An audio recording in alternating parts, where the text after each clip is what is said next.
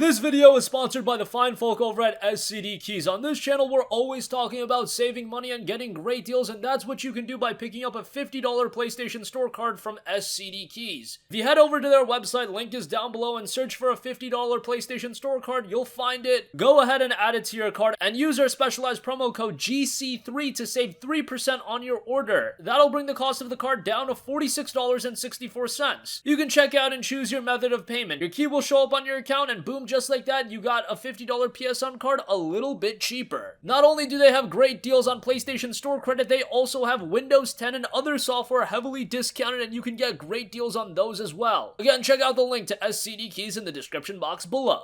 In today's video, we'll be going over yet another PlayStation Store sale, the PlayStation Pick sale, and this is a great store sale, and you've got an entire week to make up your decision on what to buy, so we'll be going over that sale, a lot of great deals, and on top of that, a major update is coming to Marvel's Spider-Man. It recently just released, but a big feature that I know a lot of you guys want is coming to the game. Insomniac Games is working on it now and polishing it up, and it should be released sometime soon. On top of that, Square Enix has announced a pretty surprising Japanese RPG Remastered. It was a very underrated JRPG. It'll be coming back for the PlayStation 4, and I think this is a great idea. I'm all for underrated games to get remastered and have a second win. We saw games like Valkyria Chronicles do very well with the remastered version, and we might see the same with this title. And lastly, the Shadow of the Tomb Raider reviews have been posted, so I want to go over that, and the review scores might be a little bit disappointing to a lot of people, but still, it's getting positive reviews all around. First, let's go over yet another PlayStation Store sale. It seems like Sony is running all of these great sales all the time. If you're paying full price for older games, you're really doing yourself a disservice, because you just wait for a little bit and you wait for one of these sales to run, and you can get incredible deals. So the sale is live right now, and it'll be ending on September 18th at 8 a.m. Pacific time, so you've got a lot of time to take advantage of it. And let's go over some of the best deals.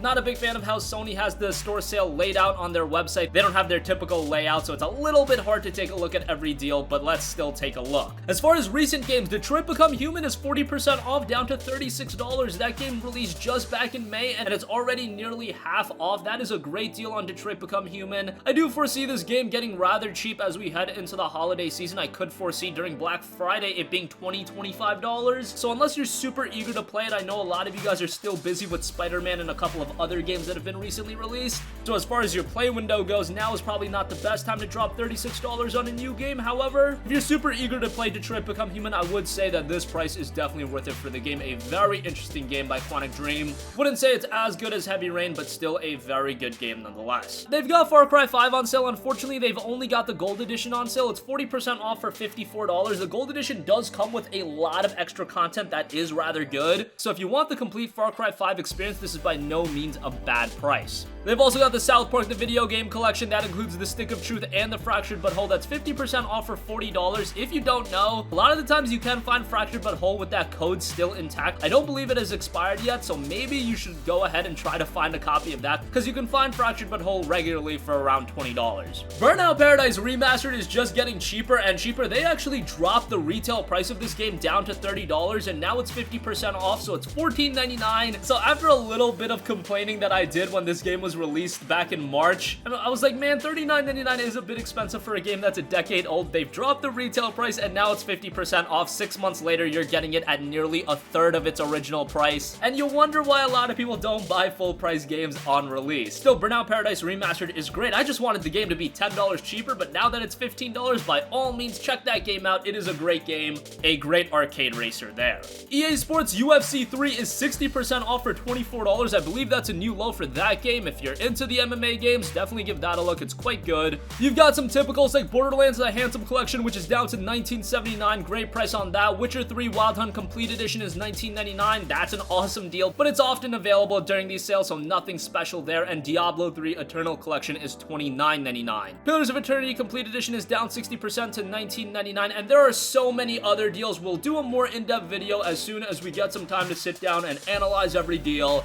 because there are literally hundreds of deals going going on right now, and we will be sure to upload a video going over the sale in its entirety and give you guys a deeper look, so stay tuned to that. Moving on from the sale, a lot of you guys are playing Marvel Spider-Man. Some of you guys might have bum rushed the game and you're already complete with it. Maybe you already got the platinum trophy. That would be a little insane in just a couple days, but I know some of you guys can't put it down. But guess what? There's gonna be reason to go back and play through the game again, because Insomniac Games will soon be releasing an update with a new game plus feature. Somebody tweeted at Insomniac saying, will there be a NG plus feature on Spider-Man PS4? And they responded right away saying, yes, working on it now and polishing it up. Kind of a funny way to announce something major like that, the announcement of a new game plus. That's a pretty exciting feature, so you would think they would want to make a press release. Nope, everybody's already playing the game. We've already sold all the copies, so let's just put out a tweet announcing it. That's great. Took God of War a little bit to get new game plus implemented, so it looks like Marvel Spider-Man will get it right away. Of course, there's also more content to the game coming rather soon. We've got DLC for the game wrapping up the entirety of the year.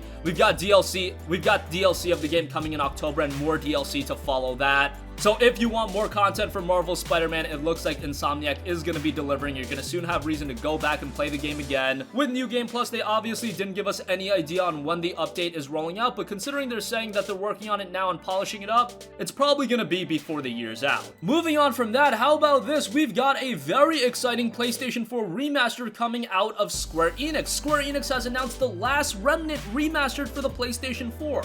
It'll launch in Japan on December 6th. I imagine it'll be coming to the West sometime soon thereafter, because this game was released in the West. You already have the game translated and whatnot, so it just seemed kind of foolish not to release the game in the West. And this was a game that actually was never released on a Sony console before. It released on the Xbox 360, then it came out on PC, never came to the PlayStation 3, but now it is coming to the PlayStation 4. As far as the game itself go, I did play it quite a bit when it was released. This came during a time where there was a lot of JRPGs being released. I remember Lost Odyssey was released around this time. We had Tales of Vesperia, Disgaea 3. I believe Infinite Undiscovery was also released around the time, and the last Remnant was the one that really did fall to the wayside. It wasn't a game a lot of people checked out. It had some pretty interesting gameplay mechanics, however. The visuals were incredible for the time, however, from a frame rate standpoint and a load time standpoint, on the 360 it did fall behind a little bit, so that was rather disappointing. But now the game is coming to the PlayStation 4. It'll be released on December 6th, and I imagine a release over here in the West will follow sometime soon thereafter. If you want gameplay of the last Remnant Remastered, Square Enix will be hosting a special broadcast on September 22nd featuring Hiroshi Takai. He was the original director, Yusuke Nagora, the original art producer, and Koichiro Sakamoto, the remastered director. And there are a couple of other designers that'll be there, so this is something to look out on. It wasn't the best JRPG in the world, but it looks like that they're really revamping the game quite a bit. And like I mentioned, one of the main issues with this game, and one of the reasons it did receive some lower scores on the 360, was because of the technical issues. Visually, it looked outstanding at the time, but again, frame rate, load times, things like that, the game did suffer with those issues. But now being on the PlayStation 4, of course, those handicaps will be completely removed, so very excited for this, and yet another JRPG to be looking forward to on the PlayStation 4. This is a little bit overload at this point. Kingdom Hearts 3, Tales of Vesperia Definitive Edition, The Last Remnant, we just had Dragon Quest XI, we just had the announcement of Project Rune. There is so many JRPGs coming, it's a little overload at this point. I've been saying how this generation has really been a JRPG renaissance, and once again, we have another one with The Last Remnant Remastered. The renaissance continues, and there are so many great JRPGs coming.